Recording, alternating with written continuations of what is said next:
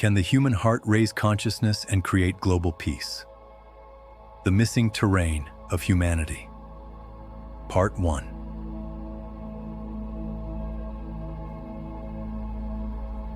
My dear friends, let us begin with an honest observation. We are living in one of the most advanced periods in human history compared to 100 years ago. Life expectancy has increased dramatically. Medical science is highly advanced. Communication is instant across continents. Transportation is accessible. Technology surrounds us. In many ways, we live more comfortably than kings and queens of the past. And yet, are we more peaceful? Are families free from conflict? Are societies emotionally stable? Are nations living in harmony? Is the human mind calmer than before? Pause. Look at the world. Anxiety rising, polarization increasing, nations divided, internal conflicts within homes and within hearts. So the question is not whether we have progressed. We clearly have. The question is, have we progressed internally at the same speed as we progressed externally? Progress in medicine, but what about terrain? Let us look at medicine.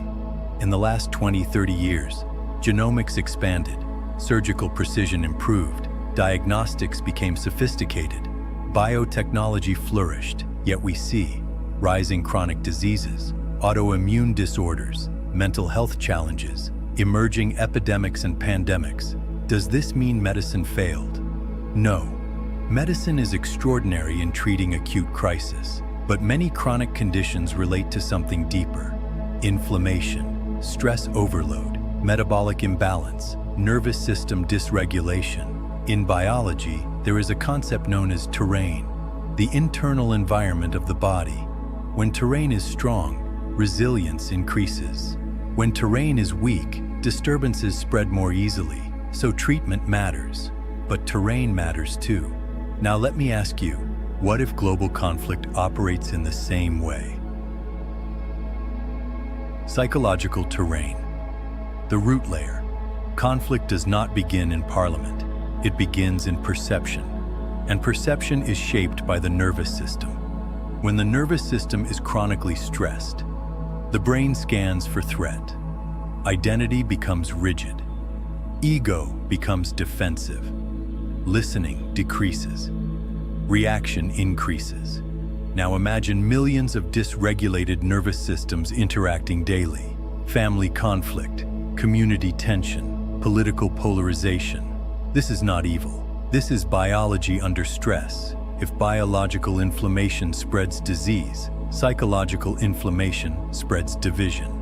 So perhaps the root question is, are we strengthening the human psychological terrain?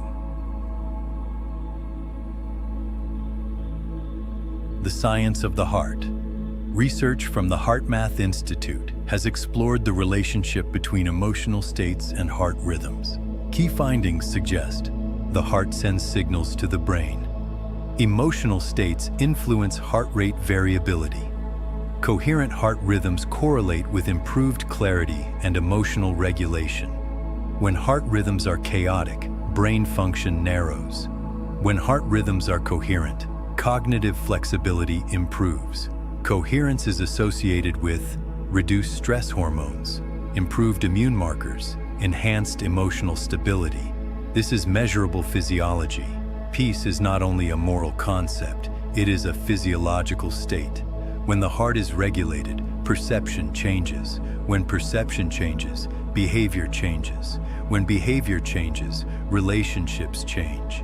When relationships change, society changes. Collective consciousness. Exploratory research. Some exploratory initiatives, such as the Global Consciousness Project, examined whether large-scale emotional events correlate with measurable physical data changes. These findings are debated. They are not mainstream scientific consensus, but they raise an interesting question. Are human beings more interconnected than we assume? Similarly, studies inspired by Maharishi Mahesh Yogi suggested correlations between group meditation and social indicators like crime reduction. Again, debated. But the deeper idea remains compelling. Human beings co-regulate. Emotions spread, calm spreads, fear spreads, anger spreads. If fear can spread socially, can coherence spread socially? That is a scientific question worth exploring. Responsibility, leaders, or all of us? We often ask, is global peace the responsibility of leaders? Yes, leaders matter, but leaders emerge from societies. If collective consciousness is polarized, leadership reflects polarization. So peace may not be only top-down, it may be inside-out. It begins with my reactions, my speech, my ego, my impatience, my unresolved anger. Global peace may begin in microscopic daily choices. History shows us something extraordinary.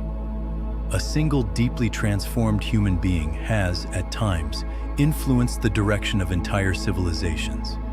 Whether we look at Gautama Buddha, Jesus Christ, or other great masters who walked this earth, we see a common pattern. They did not begin by reforming governments or restructuring systems. They began by transforming their own consciousness. Their clarity, compassion, and inner stability radiated outward, influencing families, communities, cultures, and eventually nations.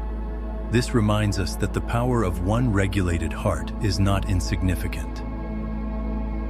But we are not waiting for another single enlightened figure to appear. The question before humanity today is different. What if collective consciousness does not shift because of one extraordinary individual, but because millions of ordinary individuals choose inner regulation? Neuroscience tells us that emotions are contagious. Calm spreads, fear spreads, compassion spreads. If that is true, then every regulated nervous system contributes to the emotional climate of the world. Each of us participates in shaping the collective field through our daily reactions, words, and choices. So the responsibility cannot rest only on leaders, institutions, or future generations. It begins here. It begins with me, with how I speak, how I listen, how I manage my anger, how I pause before reacting. Global peace is not an abstract concept. It is the accumulation of individual regulation practiced consistently. If we are serious about raising collective consciousness, we must begin now, not tomorrow. Not after systems change, but in this very breath. Hope, the way forward. Have we failed? No. Humanity has achieved extraordinary progress, but perhaps we have focused more on managing external systems than strengthening internal terrain. The solution is not abandoning governance, not rejecting medicine, not dismissing diplomacy.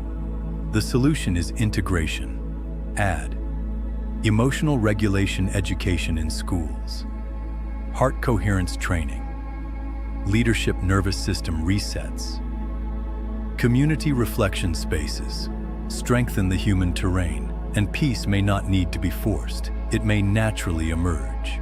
Let me close with this thought. We have tried controlling the world. Perhaps it is time to regulate the human heart. If enough hearts become coherent, consciousness rises, and when consciousness rises, peace becomes possible.